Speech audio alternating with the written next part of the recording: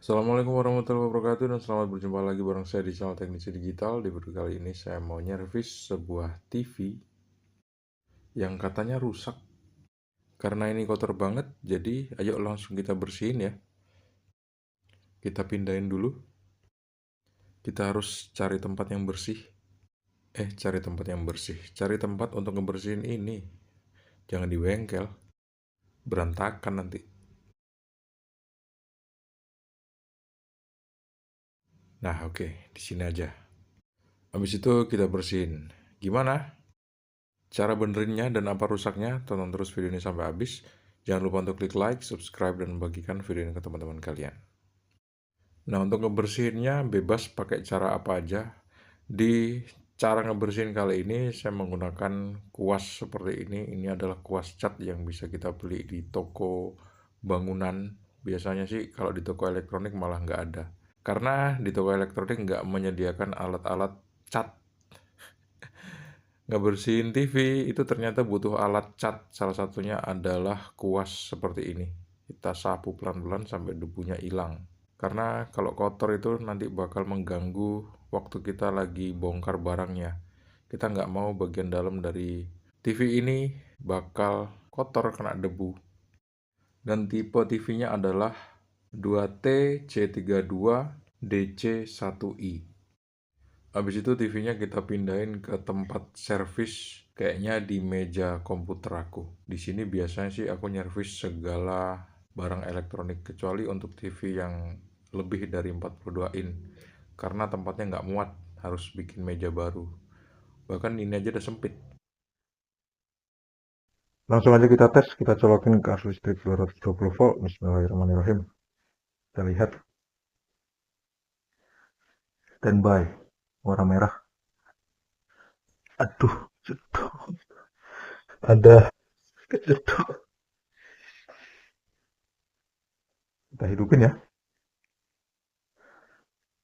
Kalau dihidupin tuh, nyala, hijau, tapi balik lagi ke merah. Kenapa kira-kira seperti ini? Coba kita matiin dulu lightingnya, biar kelihatan kira-kira backlightnya hidup apa enggak.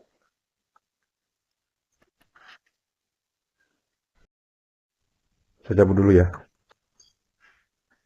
Kita lihat sampai dia mati.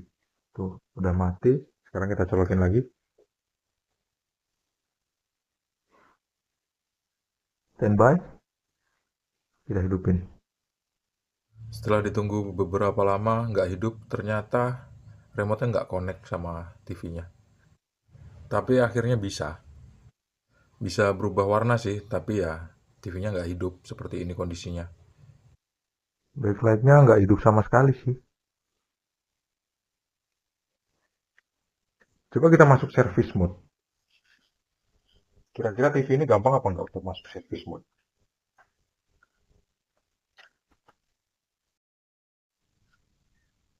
Caranya seperti ini. Kita cabut dulu dari arus listrik 220 volt. Terus dua tombol ini kita pegang tengah-tengah. Kita tahan. Nah, di sini aku mulai ngerasain joysticknya tuh ke arah atas kayak rusak. Terus stekernya kita colokin ke arus listrik 220 volt. Harus kita pastikan dua tombol ini kita tekan ke tengah. Habis itu stekernya kita pegang, terus kita colokin ke arus listrik 220 volt. Kita tahan, kita colokin ke arus listrik 220 volt. Kita harus nunggu lampu indikatornya tuh dari merah, terus berkedip-kedip, habis itu nggak kedip lagi. Sampai merah kedip-kedip, hijau. Terus kita lepas. Kita arahkan ke atas, bawah, atas, tengah. Tahan. Harusnya ya, nggak lama dari proses ini, TV-nya tuh udah nyala, backlightnya udah hidup. Backlightnya hidup ini. Cuman nggak mau masuk service mode. Kita cabut dulu deh. Joysticknya rupanya agak kaku ini yang ke atas. Jangan pula kita ngambil kesimpulan bahwa kerusakan TV yang kedip-kedip seperti ini disebabkan oleh tombol joystick yang rusak. Itu hampir nggak pernah terjadi. Tombol tuh hampir nggak pernah jadi penyebab kerusakan pada TV LED loh. Percaya nggak percaya, kenyataannya sering terjadi seperti itu. Kita ulangi lagi ya. Kita tahan kedua tombol ini, terus kita colokin, nanti dia bakal nyala. Kelip-kelip, terus warna kuning nggak kelip-kelip, kita lepas. Joysticknya kita arahin ke atas, satu, bawah satu, atas satu, tengah tahan. Nah, sampai sini aku tahan sampai bosen. Backlightnya hidup loh. Kayaknya sih sampai lebaran nih. Ditahan aja sampai backlightnya nyala dan muncul menu service mode yang ada tulisan-tulisan sama angka-angka, kode-kode yang kita nggak bakal ngerti kecuali kita adalah produsennya. Kalau tukang servis nggak perlu tahu itu semua. Tapi jujur barusan aku memang ngelihat backlightnya tuh hidup. Backlightnya hidup tapi nggak mau masuk service mode. Nih, ini lah nyala ini. Barusan aku lihat tuh backlightnya bener-bener hidup loh. Warnanya agak biru. Kalau dilihat pakai mata telanjang baru kelihatan. TV ini aku pastiin backlightnya hidup. Tapi nggak tahu ya hidupnya normal apa enggak. Mungkin hidup sebagian. Udah masuk ke service mode sih sebetulnya. Cuman dia nggak mau nampil aja. Berarti ya kayaknya sih backlightnya beneran rusak parah. Jadi harus dibongkar ini. Tiba saatnya untuk mikirin bongkar kaca untuk menjangkau backlightnya. Kalau gitu coba kita bongkar ya. Terus kita lihat. Kita cek backlightnya satu persatu kira-kira bagus apa enggak. Ini pekerjaan yang menantang banget karena salah sedikit kaca bisa pecah. Kebetulan nih mejanya sempit banget, nggak tahu ya kok aku nggak mood jadinya. Jadi aku pengen bikin meja dulu. Gimana nih? Nyervis dulu apa bikin meja dulu kira-kira? Bikin meja 1 jam loh, siap. Bikin meja dulu aja lah ya. Kebetulan aku inget ada bekas baja ringan yang nggak kepake. Jadi kayaknya ini bisa deh aku bikin jadi kaki-kaki dan skor dari meja. Nanti atasnya kita kasih triplek, terus kita akan jadikan untuk menyervis TV LED merek Sharp tadi. Jadi mau nyervis TV harus bikin meja dulu. Ini pekerjaan yang seru sih sebetulnya. Nanti aku kasih tahu sama kalian. Kira-kira mejanya itu bakal laku nggak kalau dijual? Barang-barang yang aku perlukan di sini adalah baja ringan bekas yang kira-kira bisa dijadikan untuk kaki meja. Habis itu 1 unit bor listrik, ditambah 1 mata baut baja ringan. Habis itu tinggal cari baut baja ringan atau skrup baja ringannya, terus kita rakit sesuai dengan ukuran yang kita perlukan. Nanti ukurannya aku kasih tahu berapa tingginya. Dan akhirnya, tara, mejanya jadi. Ya meskipun nggak perfect-perfect amat, karena memang bukan tukang kayu atau tukang baja ringan, mending lah bisa bikin meja seperti ini untuk kerja. Tingginya tuh 91,5 sesuai sama tinggi enaknya buat kerja, sesuai sama tinggi badan juga sih sebetulnya. Langsung aja kita bongkarin skrup-skrup yang ada di sini.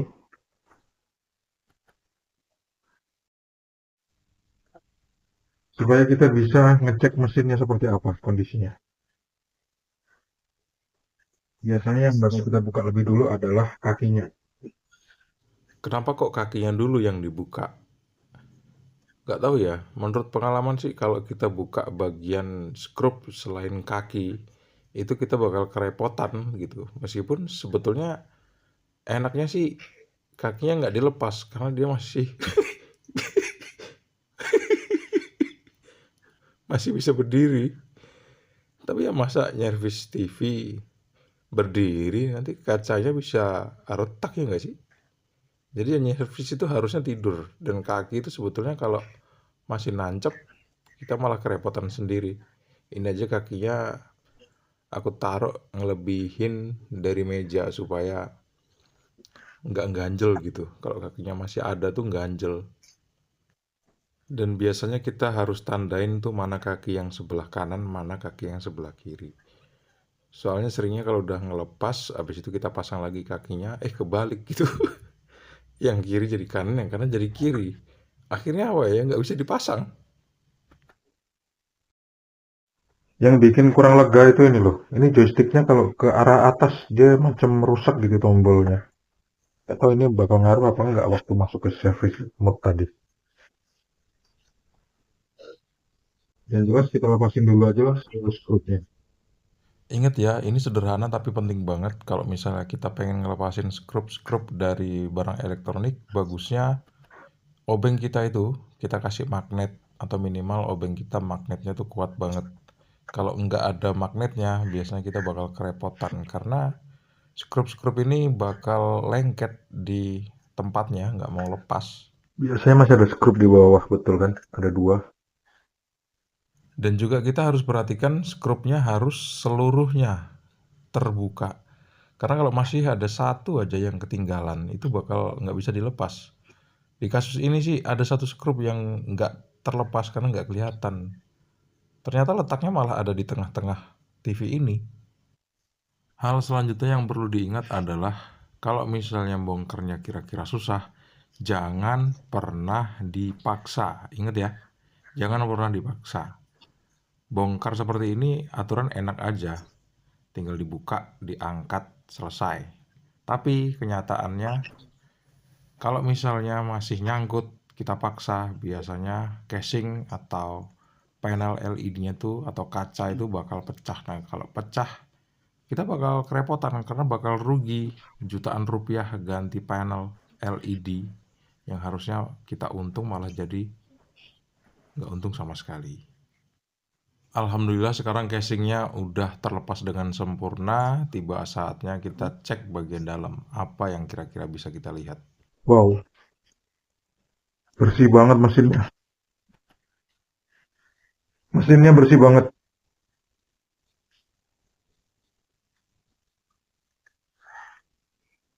Cuman joysticknya aja ini bikin kesel.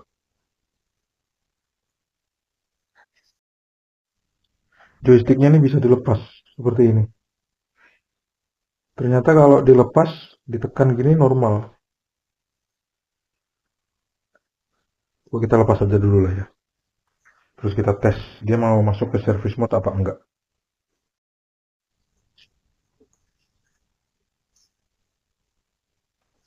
Kita tekan dua tombol ini secara bersamaan seperti ini. Kita colokin ke arus listrik 220 volt. Lampu standby-nya udah kedip-kedip, udah nggak kedip lagi. Kita lepas, kita arahkan ke atas, bawah, atas, tengah, tahan. Nah, kalau misalnya casing bagian belakangnya udah dibuka kayak gini, kita bener-bener bisa ngelihat dengan jelas backlight-nya itu hidup apa enggak. Karena backlight itu paling bisa dilihat dari bagian belakang. Karena di belakang itu ada lubang-lubang yang bisa dipakai untuk ngintip backlight-nya mau hidup apa enggak. Backlightnya nggak nyala sih. Disinilah aku mulai ragu backlight-nya itu hidup apa enggak. Padahal sebelumnya tuh memang dia kelihatan hidup. Bisa ulangi lagi prosesnya. Masih ragu, jadi aku pengen ulangin lagi masuk ke service mode dan ngelihat bener-bener hidup apa enggak ini backlight. Udah saya ulangi prosesnya, dan backlightnya memang nggak nyala loh. Kalau dari belakang sini nggak kelihatan nyala. Cuman tuh, kayak nyalanya nggak terang. Tapi di sini tuh ada semu-semu warna biru. Itu artinya ada bagian yang nyala di sini. Backlight itu kan kalau mati nggak semua, biasanya satu biji atau dua biji. Coba kita tes dulu tegangan backlightnya. Kita matiin dulu, kita mau tes tegangan backlight. Udah mati, kita colokin lagi, terus kita hidupin. Alat yang kita butuhkan adalah avometer digital dan skalanya atau selektornya itu harus kita pindahkan ke arah DC. Tegangan backlight, berapakah munculnya? Hati-hati ya di sini karena kita bisa nggak sengaja megang bagian power supply dan itu nyetrumnya kuat banget. Pokoknya harus hati-hati. Hati-hati kesetrum ya. Karena setrum itu bahaya banget. Jadi jangan pernah main-main sama setrum. Muncul 26, Dan yang aku lihat tegangan yang keluar adalah cuman 26 volt. 26 volt. Nggak bertambah dan nggak berkurang. Harusnya tegangan TV untuk backlight itu nggak mungkin 26 volt. Dia tuh bisa lebih tinggi daripada ini. Karena kan LED-nya itu kan digabung-gabung. Itu membutuhkan tegangan yang lumayan besar. Besarnya seperti apa? Setiap TV itu beda-beda. Yang jelas di atas 26 volt. Ya, standby-nya 26 volt. Dan bisa jadi tegangan 26 volt ini adalah tegangan standby.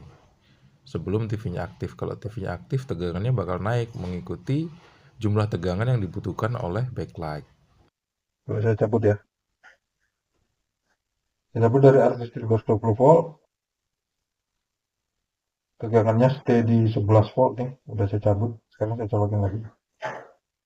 Langsung ke 26 volt. Itu standby. Sekarang kita hidupkan.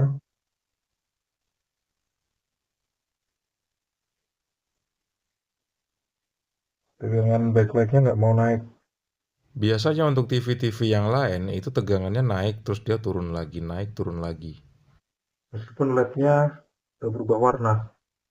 Aturan kalau misalnya warna LED indikatornya itu udah berubah ke on, harusnya tegangan backlight itu bakal naik. Saya on kan. Kembali lagi standby. Ya kayaknya ada masalah sama backlight nih. Sampai di sini keraguan sama kerusakan backlight itu udah semakin besar. Sebelum backlight-nya kita vonis rusak. Coba kita cek dulu mainboardnya. Kita lepasin skrupnya, terus kita lihat kondisi fisik dari mainboardnya seperti apa. Proses ini juga nggak boleh dilewatkan karena pengecekan fisik dari mainboard itu akan mempengaruhi kemudahan kita untuk memperbaiki sebuah TV. Biasanya kalau kondisi fisik dari mainboard itu kotor atau bekas kena cairan atau bahkan ada yang kelihatan terbakar, itu yang jelas akan mempengaruhi bagian yang lain. Misalnya kerusakan pada backlight atau kerusakan TV pada umumnya. Itu disebabkan oleh komponen-komponen yang rusak secara fisik. Kalau misalnya cairan masuk ke mainboard sih biasanya jarang. Biasanya lembab. Kalau lembab itu sering. Dan kadang-kadang juga ada semacam cairan-cairan dari komponen atau mungkin pernis-pernis yang meleleh atau pelindung-pelindung komponen itu yang semacam silikon itu udah meleleh dan itu juga akan mengakibatkan komponen-komponen SMD-nya juga rusak atau jalur-jalurnya itu bisa jadi putus.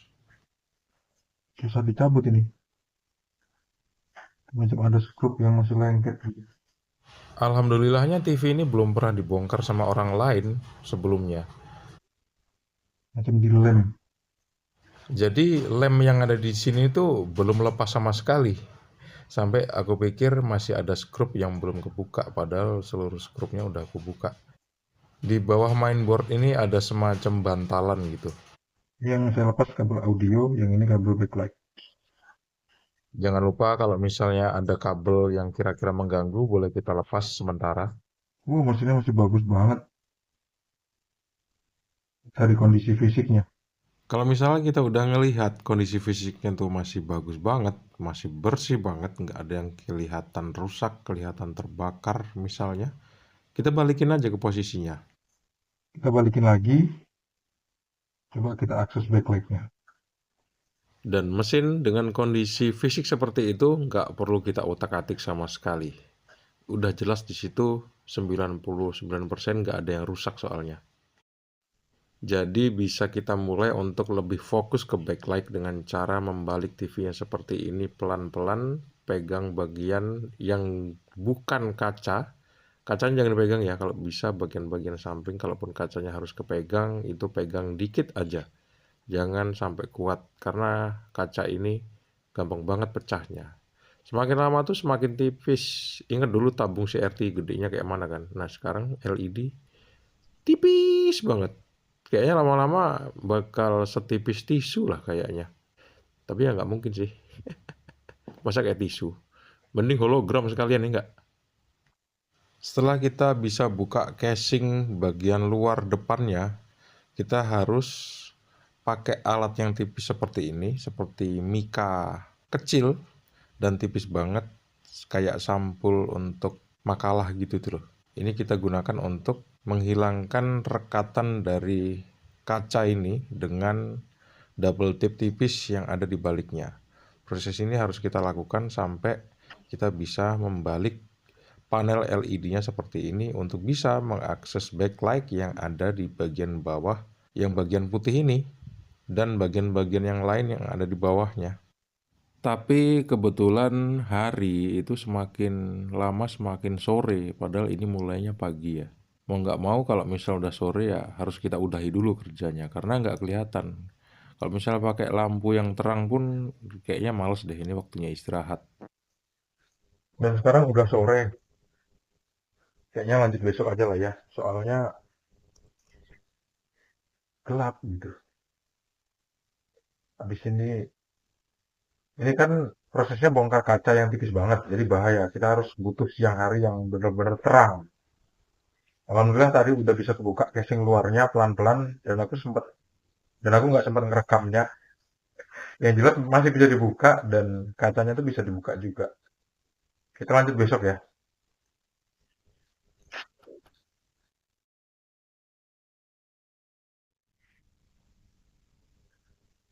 Pagi guys, ini udah pagi ya, yuk kita lanjutin perbaiki TV-nya. Ini dia, tuh cuacanya cerah banget ya. Yang aku perluin sekarang nih, nyopotin tikon, karena tikonnya belum aku copot. Jalur tikon ini penting banget untuk dilepas. Ini dia tikonnya. Dan ada soket di sini, ini soketnya nguncinya kuat banget. Pertanyaannya kenapa kok sebelumnya nggak aku copot? Karena tikon ini sensitif banget gitu. Kalau misalnya dia kita lepas, nanti kita pasang lagi kadang-kadang gambarnya itu cuma muncul separuh. Dan seringnya malah muncul problem kalau misalnya kabel ini dilepas. Tapi untuk kasus ini ya mau nggak mau harus dilepas. Supaya kerjanya makin aman. Sayangnya begitu aku udah lepas kacanya, terus reflektornya, begitu udah ngelihat backlightnya, nggak meyakinkan ada backlight yang rusak. Karena backlight yang rusak biasanya tuh ada bintik hitam. Tapi ini bersih semua ya. Kepriwe. Apa lah ya, langsung kita cek aja lah backlightnya satu persatu pakai avometer digital. Kalau ada yang putus atau redup ya berarti memang backlightnya rusak. Kita lepas dulu ini. Ini aku tes pakai avometer digital sebelum dites pakai tester backlight. Supaya kalau misalnya kalian cuma punya avometer digital, kalian juga masih bisa ngecek backlight. Pakai skala dioda seperti ini. Di setiap LED itu pasti ada pin dan itu bisa kita tes. Kalau dia nyala berarti bagus. Ternyata LED yang pertama nggak nyala. Wah ini nggak nyala ya. Dan aku agak ragu-ragu jangan-jangan kurang connect aja ini. Nggak nyala. Aku coba ulangi beberapa kali lagi sampai dia nyala. Nyala. Ternyata nggak nyala. Nyala. Dan yang ini ternyata juga nggak nyala. Cek yang lain lagi. Nggak nyala. Nggak nyala nih. Itu juga nggak nyala. Sekarang kita cek yang ini. Apa yang ini nggak bisa dites ya pakai avometer? Kadang sih aku mikirnya seperti itu. Nggak nyala ya. Habisnya dari sekian banyak pengukuran ternyata LED-nya nggak ada yang nyala. Biasanya nyala loh. Padahal untuk backlight TV tertentu dicek pakai avometer nyala loh. Nggak ada yang nyala. Kayaknya harus pakai tester backlight ini. Kalau udah kayak gini, mau nggak mau harus ngeluarin tester backlight untuk ngetes seluruh backlightnya, kira-kira masih hidup apa enggak. Sama sekali nggak ada yang nyala. Soalnya hampir 20 LED di sini nggak ada yang nyala. Meskipun polaritas dari probe-nya udah aku balik. Kalau misalnya kebalik kan dia nggak nyala, tapi ini dibalik juga tetap aja masih nggak nyala. Berarti kan bukan masalah pada probe avometernya. Ini kalau kancingnya dilepas nanti repot lagi ngelemnya, biarin aja lah. Sempat juga kepikiran untuk ngelepas kancingnya, misalnya ambil contoh satu aja dilepas. Tapi nanti repot itu ngelemnya, harus cari Alteco lagi, nunggu lagi dia sampai kering. Meskipun Alteco cepat kering. Gak ada yang nyala. Harus pakai tester backlight. Ayo kita tes backlightnya pakai tester backlight. Ini bikin sendiri. Tester backlightnya. Bismillahirrahmanirrahim.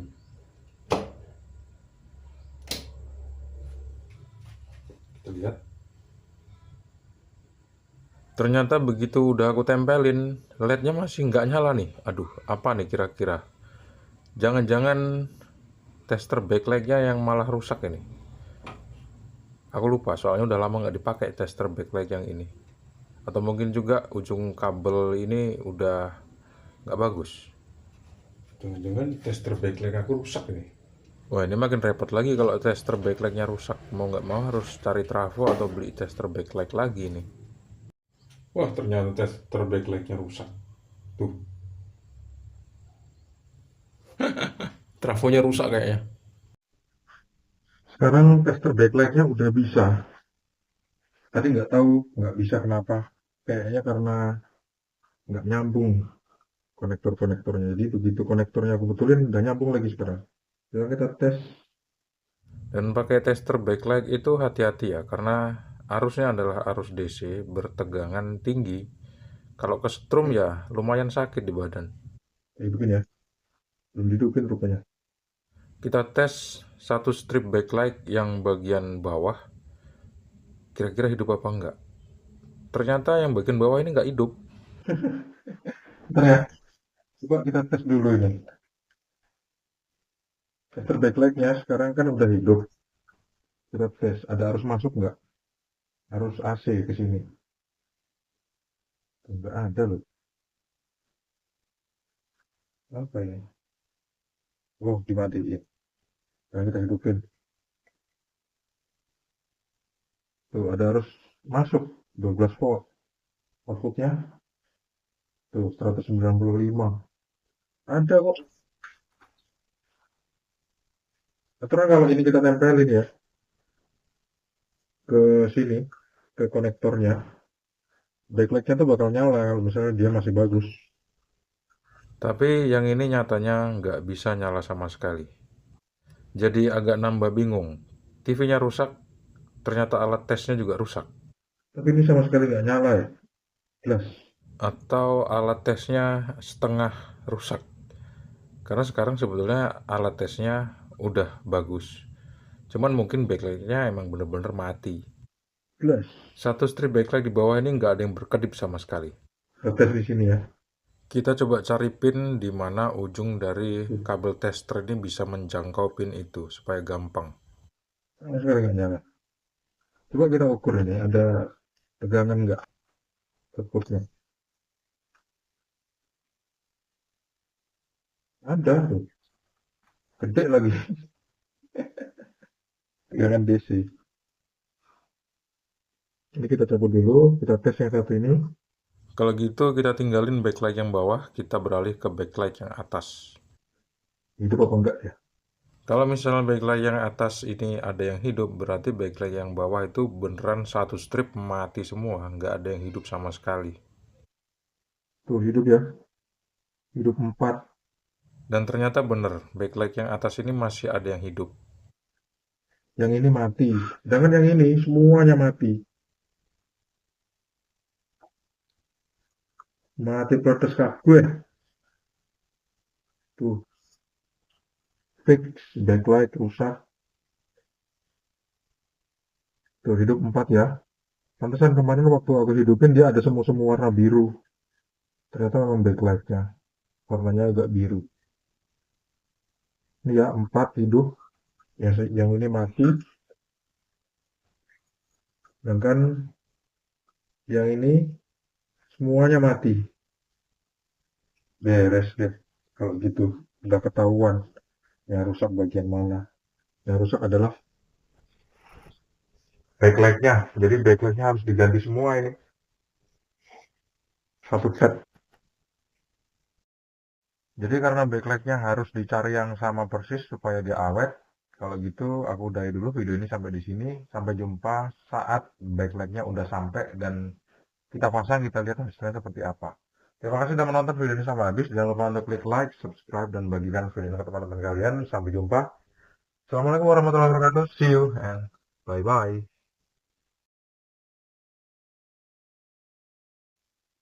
Jadi kesimpulannya tinggi mejanya adalah 91,5